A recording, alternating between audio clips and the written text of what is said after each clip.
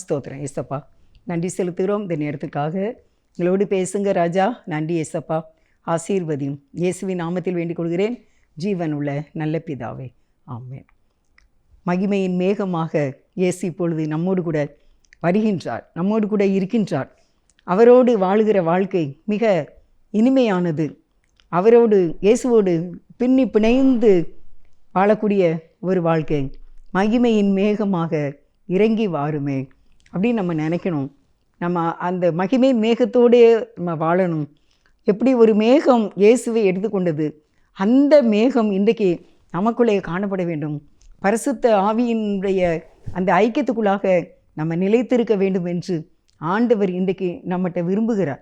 அருமையானவர்களே, இந்த நாளில் உங்களுக்கு அவருடைய கிறிஸ்துவினுடைய ஐக்கியத்தில் நம்ம தண்ணீரில் நம்ம தெளிந்த தண்ணீரில் நம்ம முகத்தை பார்க்கும்போது நம்மளுடைய முகம்தான், நம்முடைய ஃபேஸ் அப்படியே தண்ணியில் தெரியும். தண்ணீரிலே முகத்துக்கு முகம் ஒத்திருக்குமா போல். கண்ணாடியிலே பார்க்கின்றோம், நம்முடைய முகத்தை பார்க்கும்போது நம்ம முகம்தான் அங்கே தெரியும், வேறு முகம் தெரியாதுல்ல. அதே போல் நம்மை கிறிஸ்து பார்க்கும்போது கிறிஸ்துவிலே நாம் தெரிய வேண்டும், நம்மிலே கிறிஸ்து தெரிய வேண்டும். அதுதான் உண்மையான கிறிஸ்தவ வாழ்க்கை. அந்த வாழ்க்கையை, அதனுடைய காரியத்தை பற்றி இப்பொழுது உங்களுக்கு நான் சொல்ல இருக்கின்றேன். லூக்கா எழுதின சுவிசேஷம் 9வது அதிகாரம் 33வது வசனம். லூக்கா 9:33. அவ்விருவரும் அவரை விட்டு பிரிந்து போகையில் பேதுரு இயேசுவை நோக்கி, ஐயரே, நாம் இங்கே இருக்கிறது நல்லது. உமக்கு ஒரு கூடாரமும் மோசேக்கு ஒரு கூடாரமும் எலியாவுக்கு ஒரு கூடாரமுமாக 3 கூடாரங்களை போடுவோம் என்று தான் சொல்லுகிறது இன்னதென்று அறியாமல் சொன்னான் என்று எழுதப்பட்டிருக்கிறது. ஆண்டவர் மறுரூபமாகின்றார். அது சொல்லுவாங்க மறுரூப மலை அப்படின்னு சொல்லுவாங்க. அப்போ இந்த மறுரூபமாகிறது என்ன அப்படின்னா, ஆண்டவர் 3 பேரை கூட்டி கொண்டு போகின்றார். நான் உங்களுக்கு கொடுக்குற மெசேஜ் டீச்சிங்காக தான் இருக்கும். நீங்கள் ஒரு நேரத்துக்கு கேட்டுட்டு உடனே ஒரு சமாதானம், ஒரு ஆறுதல் அடையக்கூடிய அப்படி இல்லாமல் உங்களை டீச்சிங் பண்ணி செக்ஷனாக, அதாவது கிளாஸாக எல்கேஜியில் இருந்து அப்படியே ஒவ்வொரு கிளாஸாக நம்ம போய் அப்புறம் நம்ம +2 முடித்து அதுக்கு பிறகு மேலான எத்தனையோ வகையான படிப்புகளை படித்து அது நிமித்தம் பலன் அடையக்கூடிய காரியம் இருக்கிறது போல, ஆண்டவருடைய காரியத்தை உங்களுக்கு கிறிஸ்துவோடு எப்படி நெருங்கி வாழ்ந்து ஒவ்வொரு மேலான அனுபவங்களோடு கூட நம்ம இயேசுவோடு ஐக்கியப்பட்டு அந்த பரலோக ராஜ்யத்தை சுதந்தரிக்கணும். இந்த பூமியில் எப்படி ஒரு சமாதானமான, அன்பு நிறைந்த, சாபம் இல்லாத ஒரு வாழ்க்கை வாழலாம் அப்படிங்கிற ஒரு டீச்சிங்கில் உங்களை நடத்தும்படியாக தேவன் எனக்கு உதவி செய்கிறார். நமக்கு இப்பொழுது உதவி செய்வார். அதனால் இது நீங்கள் கொஞ்சம் நேரம் கேட்டுட்டு அந்த நேரம் சரி நல்லா இருக்குது அப்படின்னு இல்லாமல் டீச்சிங்கில் தான் போகும். இது ஒரு பல்கலைக்கழகம் மாதிரி. அதனால் நீங்கள் இதை கருத்தாய் கவனிச்சிங்கன்னா இதே மாதிரி அனுபவம் உங்களுக்கும் கர்த்தர் தருவார். இப்போ இதில் என்ன அப்படின்னா, 3 பேரை இயேசுவா கூட்டிகிட்டு போகிறாங்க. அதில் லூக்கா 9வது அதிகாரம் 28வது வசனத்தை வாசிக்கிறேன். இந்த வார்த்தைகளை அவர் சொல்லி ஏறக்குறைய 8 நாளைக்கு பின்பு அவர் பேதுருவையும் யோவானையும் யாக்கோபையும் கூட்டிக் கொண்டு ஜெபம் பண்ணுவதற்கு ஒரு மலையின் மேல் ஏறினார். அப்போ என்ன அப்படின்னா, இயேசுப்பா 3 பேரை கூட்டிக்கிட்டு மலையின் மேலே ஏறி போகிறாங்க. பேதுரு, யாக்கோப்பு, யோவான். எப்போவுமே இயேசு தனியாக போகணுன்னா இவங்க 3 பேர் தான். எதுக்கு அப்படின்னா, இவங்க 3 பேரும் தான் இயேசுப்பாவுக்கு ரொம்ப இசைவாக இருந்தாங்க. எதிர்த்து பேசாமல், வேறு கேள்வி கேட்காம, இயேசுப்பா என்ன சொன்னாலும் ஓகே சொல்லக்கூடியவங்க இவங்க 3 பேர் தான், பேதுரு, யாக்கோப்பு, யோவான். அதனால் இவங்களே தான் ஆண்டவர் எல்லா இடத்துக்கும் கூட்டிகிட்டு போகிறாரு. அப்போ அவங்க கூட்டிகிட்டு போயிருக்கும்போது அங்கே யார் வந்தா அப்படின்னா, லூக்கா 9:30. நான் 29 வாசிக்கிறேன். அவர் ஜெபம் பண்ணுகையில் அவருடைய முகரூபம் மாறிற்று, அவருடைய வஸ்திரம் வெண்மையாகி பிரகாசித்தது. அன்றியும் மோசே, எலியா என்னும் 2 பேரும் மகிமையோட காணப்பட்டு அவருடனே சம்பாஷணை பண்ணி 31. அவர் எருசலேமிலே நிறைவேற்றப் போகிற அவருடைய மரணத்தை குறித்து பேசி கொண்டு இருந்தார்கள். அருமையானவர்களே, இதில் நம்ம என்ன பார்க்குறோம் அப்படின்னா, இந்த 3 பேரையும் கூட்டி கொண்டு போய் மலையின் மேல் ஏறினார். அப்பொழுது இயேசு அங்கே ஜெபம் பண்ணுகின்றார். பண்ணும்போது இயேசுவுடைய முகம் என்னன்னா, முக ரூபம் மாறிற்று. இந்த பூமியில் தன்னுடைய சீடர்களோடு இருக்கும்போது அவர்களுடைய 3.5 ஆண்டுகள் வாழ்ந்தார்ல, அந்த மாதிரி இல்லாமல் அந்த முகம் ஒரு பயங்கர பிரைட்னஸ், ரொம்ப, அதாவது க்ளோரியாக சொல்லுவோம்ல, அதாவது மெர்க்குரியை விட மேலான ஒரு முகமாக ஆண்டவருடைய முகம் அப்படி பளிச்சுன்னு தெரியுது. அவருடைய ட்ரெஸ்ஸுமே எப்படி ஆயிட்டாமா, வெண்மையாக ஆகிவிட்டது. எனக்கு இந்த வசனத்தை சொல்லும்போது ஒரு சம்பவம் ஞாபகத்துக்கு வருது. ஒரு தம்பி வெளிநாட்டில் வேலை பார்த்துக்கிட்டு இருந்தாங்களாம்மா. அப்போது மாலத்தீவில் வேலை பார்த்துக்கிட்டு இருக்கும்போது அதிகமாக ஜெபம் பண்ணுமா அந்த தம்பி. எப்பவும் ஜெபம் பண்ணி வேலை இல்லாத நேரத்தில் அந்த வெளிநாட்டில் உட்காந்து பைபிள் வாசிக்கிறது, ஜெபம் பண்ணுறது அப்படியே தான் இருக்குமா. அப்போது ஒரு நாள் அவங்க அம்மாவுக்கு, அப்போல்லாம் கடிதம் எழுதுகிற காலம், பல வருஷத்துக்கு முன்னால் கடிதம் எழுதுகிற காலம், அந்த காலத்தில் அவங்க அம்மாவுக்கு ஒரு கடிதம் எழுதிச்சாம்மா தம்பி. என்ன அப்படின்னா, ஏசப்பா சீடர்களோடு மலையில் போய் ஜெபம் பண்ணும்போது ஆண்டவருடைய முகம் எப்படி ஆயிற்று, வெண்மை ஆயிற்று. ஆண்டவருடைய ட்ரெஸ்ஸுமே வெண்மை ஆயிற்று.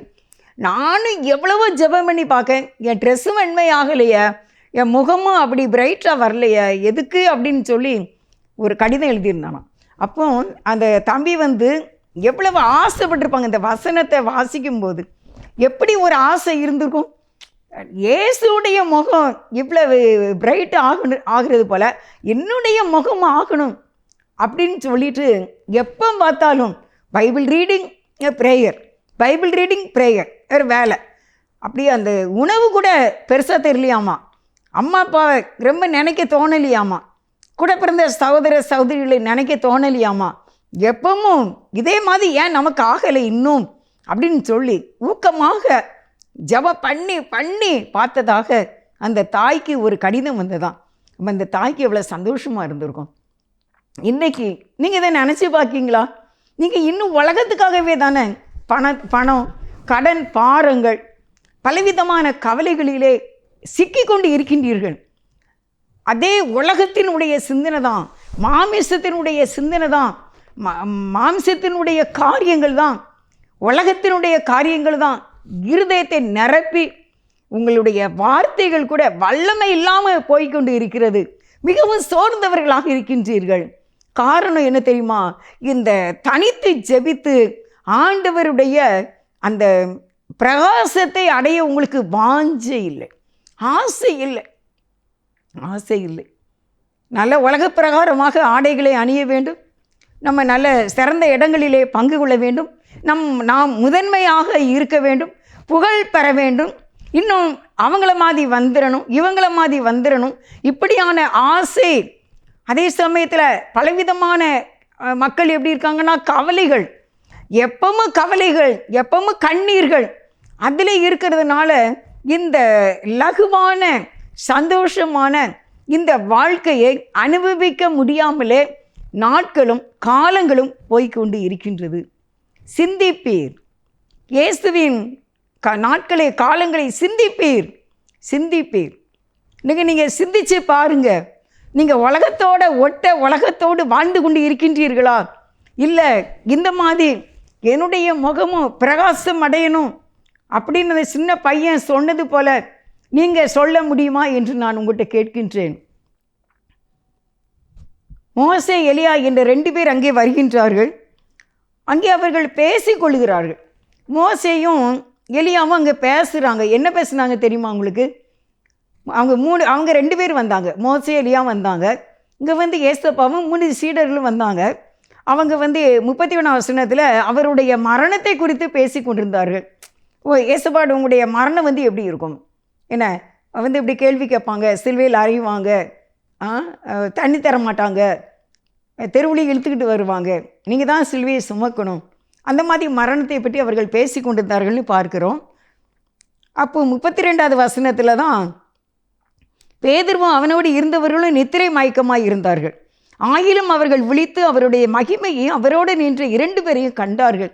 இவங்க 3 பேருக்கும் என்ன ஆயிற்றுன்னா நித்திரை ஆயிற்று.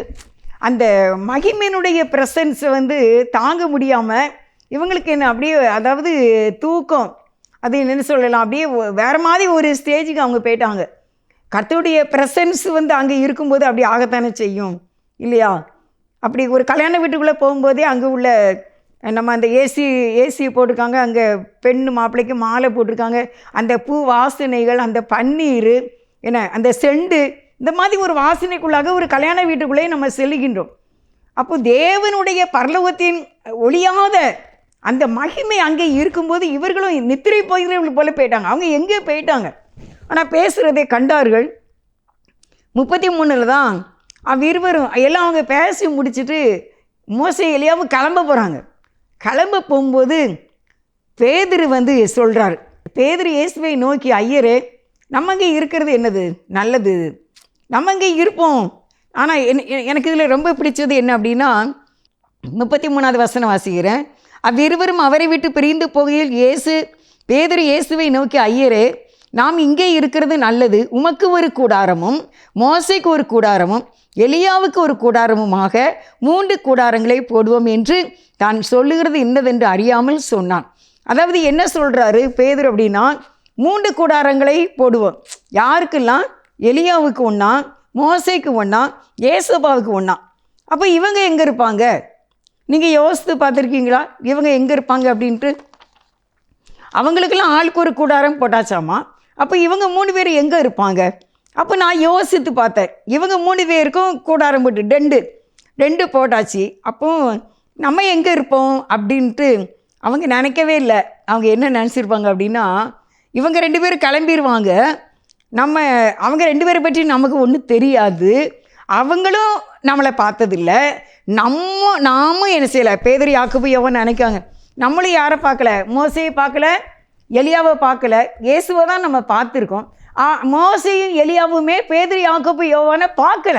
அவங்க என்னதான் பெரிய செயின்ட்டாக இருந்தாங்க, அவங்க புனிதர்கள் தான். என்ன, மோசையை இயேசுவை தான் அடக்கமே பண்ணினாங்க. எலியா அக்கினி ரதத்தில் மேலே போனார். ஆனாலும் அவ்வளோ பெரிய வல்லமை உள்ளவர்களாக அவர்கள் இருந்தாலும் அவர்களுக்கு இந்த பேதுரு யாக்கோபு யோவானை தெரியவில்லை. அவங்க பெரிய செயின்ட் தான், அவங்க புனிதர்கள் தான்.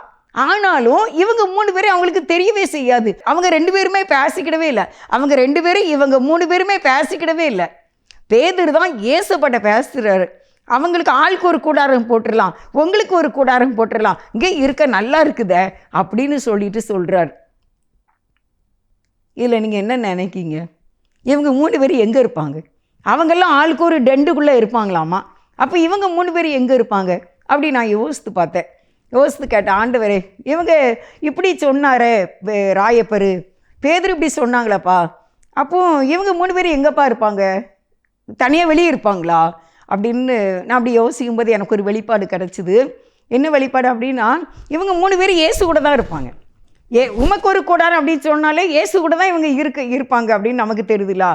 ஏன்னா அப்போ இவங்க என்ன நினைக்காங்க, நம்ம இயேசு கூட இருந்துக்கிடுவோம், அவங்க 2 பேரும் ஆளுக்கு ஒரு கூடாரத்தில் இருந்துக்கிடட்டும், நம்ம 3 பேரும் இயேசுவும், நம்ம 4 பேரும் இயேசுபாக்குள்ள கூடாரத்தில் இருந்துக்கிடுவோம் அப்படின்னு அவங்க நினச்சாங்க. அல்லேலூயா, அல்லேலூயா. அருமையானவர்களே, மோசே வானத்திலிருந்து வந்திருக்காரு, என்ன மேகத்தில் காணப்படுகின்றார், எலியா காணப்படுகின்றார். அவங்களோட போகணுன்னு இல்லையா? அந்த ஆசையை அவங்களுக்கு வரலையே. நமக்கு இயேசு வேணும், நம்ம இயேசு கூட இருந்துக்கிடுவோம், அவர்கிட்ட தான் பழகியிருக்கோம், அவர் கூட தான் வாழ்ந்துருக்கோம், நமக்கு எல்லாமே அவர் சந்தித்து கொண்டு இருக்கின்றார். அவர் கூட இருக்கிறது, இயேசு கூட இருக்கிறது இன்பமான ஒரு வாழ்க்கையாக இருக்கின்றது. நம்ம அவரோடு பிணைந்து ஒன்றாக அவர் கூட படுத்து, அவர் கூட உறங்கி, அவர் கூட வாழ்ந்து, அவர் கூட சாப்பிட்டு, அவரோடு கூட இயேசுவோடு கூடவே நம்ம இருக்கின்றபடினால நம்ம 3 பேரும் நம்ம இயேசு கூட இருந்துக்கிடலாம் என்று பேதுரு நினைத்து சொல்கின்றார். அருமையானவர்களே, இன்றைக்கி நம்ம எப்படிப்பட்ட வாழ்க்கை வாழ்கின்றோம்? கூடாரம் என்பது பெர்மனெண்ட் கிடையாது, டெம்பரவரி தான், அது டெண்டு தான். என்னைக்குனாலும் ஒரு நாள் அதை எடுக்க தான் செய்யணும். அது நிலையான ஒரு வீடு கிடையாது. நம்ம இந்த உலகத்தை இன்றைக்கி நிலையான வீடு போல் நினச்சிட்டு இருக்கீங்களா? இது ஒரு நாள் அழிந்து போகும். எப்படி நம்மளுடைய சரீரம் அழிந்து போகுமோ அதே போல் நம்முடைய வீடும் அழிந்து தான் போகும். 2 கொரிந்தியர் 5வது அதிகாரம் 1வது வசனம். பூமிக்குரிய கூடாரமாகிய நம்முடைய வீடு அழிந்து போனாலும் தேவனால் கட்டப்பட்ட கைவேலை அல்லாத நித்திய வீடு பரலோகத்திலே நமக்கு உண்டென்று அறிந்திருக்கிறோம். பூமிக்குரிய கூடாரமாகிய நம்முடைய வீடு அழிந்து போனாலும் தேவனால் கட்டப்பட்ட கைவேலை அல்லாத நித்திய வீடு பரலோகத்திலே நமக்கு உண்டென்று அறிந்திருக்கிறோம். அப்போ பூமிக்குரிய கூடாரம் தான். நம்ம சரீரம் வந்து என்னென்னா ஒரு டெண்டு தான். இது பூமிக்குரிய ஒரு கூடாரம். இது என்ன செய்யுமா? அழிந்து போகும். ஆனால் தேவனால் கட்டப்பட்ட கைவேலை அல்லாத நித்திய வீடு பரலோகத்திலே நமக்கு உண்டு. உங்களுக்கு தெரியுமா? பரலோகத்திலே ஒரு ராஜ்யம், ஒரு உலகம் உண்டு என்று உங்களுக்கு தெரியுமா? அங்கே நம்ம போய் அவரோடு கூட வாழ்வோம் என்பது உங்களுக்கு தெரியுமா? அது ஒரு இன்பமான வாழ்க்கை. இந்த கூடாரம், இந்த பூமியில் உள்ள நம்முடைய வீடு, பூமிக்குரிய இந்த வீடு அழிந்து போகும். ஆனால் தேவனால் கட்டப்பட்ட கைவேலை அல்லாத அந்த நித்திய வீடு அழிந்து போகாது. என்றென்றைக்கும் அவரோடு கூட நம்ம வாழ்ந்திருக்கக்கூடிய அந்த ராஜ்யம் பரலோக ராஜ்யம்தான். எபிரேயர் 8வது அதிகாரம் 1-2 உங்களுக்கு வாசிக்கிறேன். மேற்சொல்லியவைகளின் முக்கியமான பொருள் என்னவெனில், பரலோகத்தில் உள்ள மகத்துவ ஆசனத்தின் வலது பார்சத்தில் உட்கார்ந்திருக்கிறவருமாய் பரிசுத்த ஸ்தலத்திலும் மனுஷரால் அல்ல கர்த்தரால் ஸ்தாபிக்கப்பட்ட மெய்யான கூடாரத்திலும் ஆசாரிய ஊழியம் செய்கிறவருமாய் இருக்கிற பிரதான ஆசாரியர் நமக்கு உண்டு. பரிசுத்த ஸ்தலத்திலும் மனுஷரால் அல்ல கர்த்தரால் ஸ்தாபிக்கப்பட்ட மெய்யான ஒரு கூடாரம் இருக்கின்றது. பரிசுத்த ஸ்தலத்தில் இருக்கின்றது. அவர் பரலோகத்தில் உள்ள மகத்துவ ஆசனத்தில் வலது பார்சத்திலே உட்கார்ந்திருக்கிறவருமாயிருக்கிறார். அந்த மெய்யான கூடாரத்தில் ஆசாரிய ஊழியம் செய்கிற பிரதான ஆசாரியன் நமக்கு உண்டு. இயேசு இருக்கார். நாமும் அங்கேதான் இயேசுவோடு கூட வாழ இருக்கின்றோம். அதுதான் அழிந்து போகாத மெய்யான கூடாரம். இந்த கூடாரத்துக்காக பிரயாசப்படுகின்றீர்கள், போராடுகின்றீர்கள், கண்ணீர் வடிக்கின்றீர்கள். சரீரம் ஒரு கூடாரம்தான். பவுல் சொல்கிறார், இந்த கூடாரத்தை விட்டு பிரிந்து போக எனக்கு ஆசை இருக்குது அப்படின்னு. அதை அல்ல, அதை தான் பவுல் விரும்பினார். நாமும் அதை தான் விரும்ப வேண்டும். அவரோடு இயேசுவோடு கூட என்றென்றைக்கு வாழக்கூடிய ஒரு ராஜ்யம், அந்த ராஜ்யத்தை நாம் விரும்ப வேண்டும் என்று ஆண்டவர் இன்றைக்கு சொல்லுகின்றார். அதான் மெய்யான கூடாரம். இயேசுவோடும் பரலோக ராஜ்யம் நித்தியமான வீடும், அதைத்தான் நாம் வாஞ்சிக்க வேண்டும். பரலோகமே என் சொந்தமே என்று காண்பேனோ, அந்த கூடாரத்தில் நம்ம வாழ வேண்டும் என்று தேவன் விரும்புகின்றார். இன்றைக்கு அருமையானவர்களே, என்னுடைய சமூகத்தில் நம்ம கேட்க வேண்டும், ஆண்டவரே உடைய பிரசன்னத்தை நான் வாஞ்சிக்கிறேன், உம்முடைய பிரசன்னத்தினால் என்னை நீங்கள் நிரப்ப வேண்டும் என்று நம்ம ஆண்டவரிடத்தில் கேட்க வேண்டும். உம்முடைய பிரசன்னம் அது என்னுடைய முகத்திலே விளங்க வேண்டும். நான் இயேசுவோடு நெருங்கி வாழக்கூடிய ஒரு வாழ்க்கையை நான் விரும்புகின்றேன் என்று நம்ம ஆண்டவரிடத்தில் கேட்க வேண்டும். பேதுருக்கு அது எவ்வளோ இன்பமாக இருந்தது. நம்ம ஆளுக்கு ஒரு கூடாரம் போட்டுட்டு நம்ம அங்கே இருக்கலாம். கீழே போனால் என்ன ஆச்சு? கீழே ஆண்டவருக்கு எப்பவும் பிஸி தான். எல்லாரையும் குணமாக்கணும், ஒருத்தரையா வியாதிஸ்தர் கொண்டு வருவாங்க. ஒரே வேலை தான். 3.5 ஆண்டுகளும் ஓய்வில்லாத வேலையை ஏசப்பா செய்துக்கிட்டே இருந்தாங்க.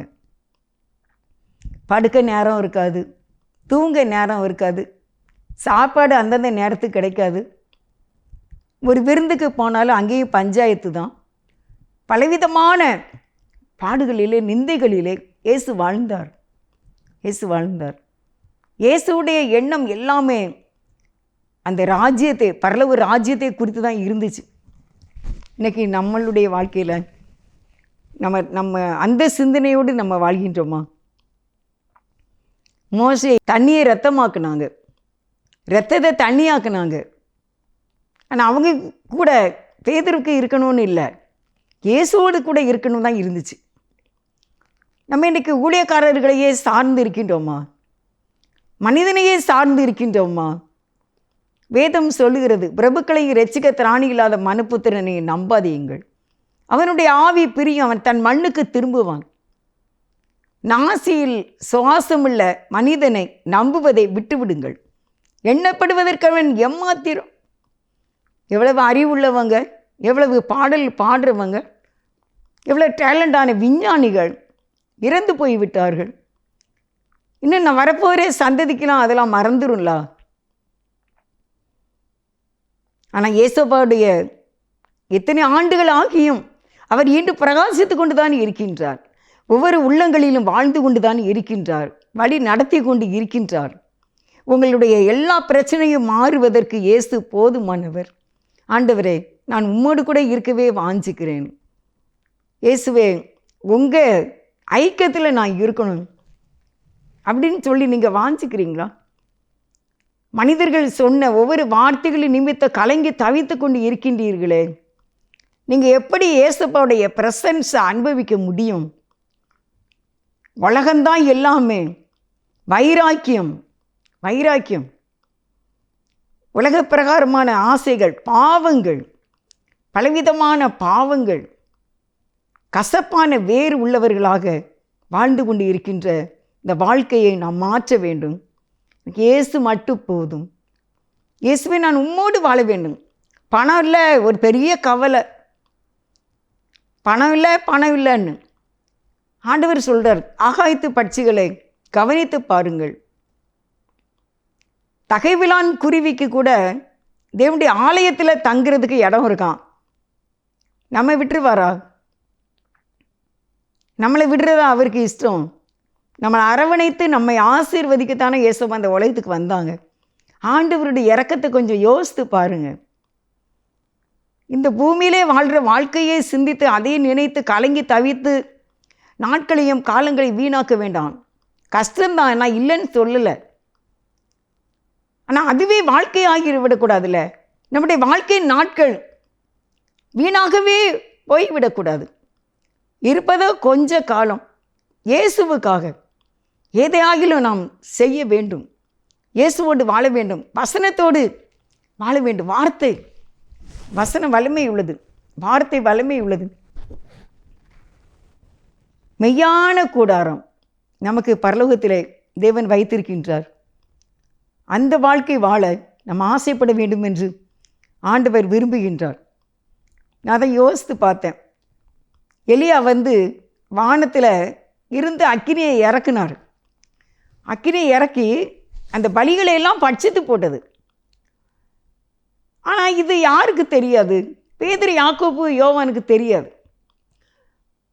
அப்போ அவங்க அவ்வளோ வலிமை உள்ளவங்கள் ஆக அவங்க காரியங்களை செய்தாலும் இவங்க பார்த்து பழகின இயேசுவோடு தான் இருக்க விரும்பினாங்க. நாம் இன்றைக்கு இயேசுவோடு கூட நல்லா இருக்கணும். ஆண்டவர்கிட்ட பேசணும். இயேசுகிட்ட போகிறதுக்கு பயப்படக்கூடாது. எந்த வியாதினாலும் இயேசு குணமாக்கிடுவார். அவர்கிட்ட சொல்லிகிட்டே இருக்கணும், நீங்கள் தான்ப்பா எனக்கு. நம்ம சண்டை போடுறதுனால ஒன்றுமே இல்லை. நோ, அதுக்கு முடிவே கிடையாது. ஆண்டவர்கிட்ட தான் நம்ம காரியங்களை சொல்லிக்கொண்டே இருக்க வேண்டும். அவரோடு, இயேசுவோடு பேசிக்கொண்டே இருக்க வேண்டும்.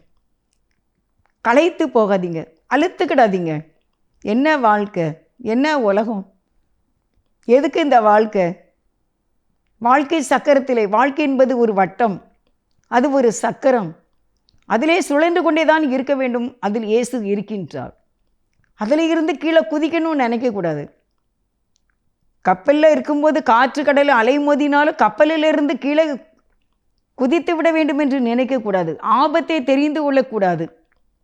கர்த்தரை நோக்கி கூப்பிட வேண்டும். கர்த்தரை நம்புகிறவனோ செழிப்பான். அவர் கைதூக்கி எடுக்க ஆவலோடு இருக்கின்றார். இயேசு ரொம்ப நல்லவர், பாசமாக இருப்பார்.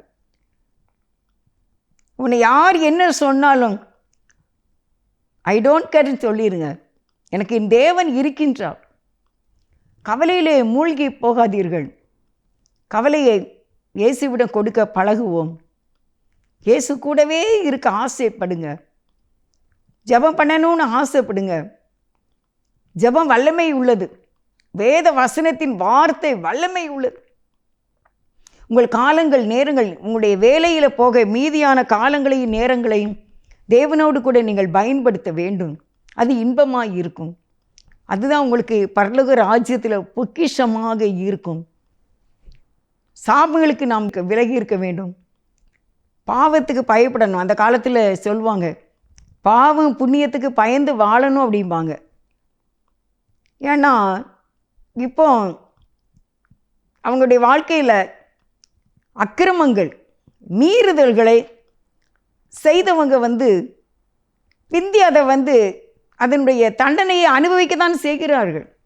நான் தீர்ப்பாக சொல்லலை. ஆனால் ஆண்டவருடைய வேதம் என்ன சொல்லுது அப்படின்னா, அவனவன் தந்தன் செய்த கிரியைகளுக்கு தக்கதாக பலனை அனுபவிப்பான். அதனால் எப்போவுமே மனம் திரும்பிடுங்க. இனிமேல் என்ன செய்யாதீங்க, இப்படிலாம் செய்யாதீங்க. ஊரில் உலகத்தில் நம்ம மக்களை பார்க்கலையா, எப்படிலாம் தவறு செய்தவங்க வாழ்க்கையில் என்ன கஷ்டத்தில் அனுபவிக்கிறாங்க. இது என்ன பாவமோ, யார் செய்த பாவமோ அப்படிலாம் நம்ம சொல்ல கேள்விப்படலையா? கேள்விப்படுறோம்ல. அது எதுக்காக நம்ம கேள்விப்படுறோம்? கர்த்தர் நம்மோடு பேசுகிறார். அவர் நிறைய காரியங்கள் மூலமாக நம்மோடு பேசுவார். மரணத்தின் மூலமாக பேசுவார். ஆலயத்திலே வசனங்கள் மூலமாக பேசுவார். நீங்கள் வாசிக்கிற வேத வசனத்தின் மூலமாக இயேசு பேசுவார். தீர்க்கதரிசிகளை கொண்டு கர்த்தர் பேசுவார். அப்போ பேசும்போது காதுள்ளவன் கேட்க கடவன் என்ற வார்த்தையின்படி நம்ம கேட்டு நம்முடைய வாழ்க்கையை நீதியின் பாதையில் சமமான வாழ்க்கைக்கு நேராக கொண்டு வர வேண்டும். கவலையே பட்டு கொண்டு இருக்காதீங்க. அதே நினச்சி அழுது கொண்டு இருக்காதீங்க. யாரோ நம்மகிட்ட பார்க்கவே இல்லை, பேசவே இல்லைன்னா கவலைப்பட வேண்டாம். ஏசு நம்ம கூட இருக்கணும். பேதுருக்கு அதான், மோசே எலியாட்டெல்லாம் சேர்ந்துக்கிடணும் இஷ்டம் இல்லை, ஏசு கூட இருந்துக்கிடணும் அந்த கூடாரத்துக்குள்ளே. அதான் இன்றைக்கி மெயினான செய்தி. நான் உங்களுக்கு அதை தான் சொல்கிறேன். 3 கூடாரம் போடுவோன்னு சொன்னாங்களே, இவங்க 3 பேருக்கு ஒரு கூடாரம் வேண்டாமா? நினைக்கல. ஏன்னா நாங்கள் ஏசப்பா கூட இருந்துக்கிடுவோம். அவங்களே அப்படி நினைக்கும் போது நம்ம எப்படி நினைக்க வேண்டும்? இயேசு கூட தான் நான் இருக்கணும்ட்டு. நம்ம ஒரு தவறு செய்கிறோம், அவருடைய பிள்ளையாக இருந்துக்கிட்டு, அப்போ அந்த அவருடைய மகிமை குறைஞ்சிருமே அப்படின்ட்டு பயமாக இருக்கும். எனக்கு அப்படி தான் பயமாக இருக்கும்.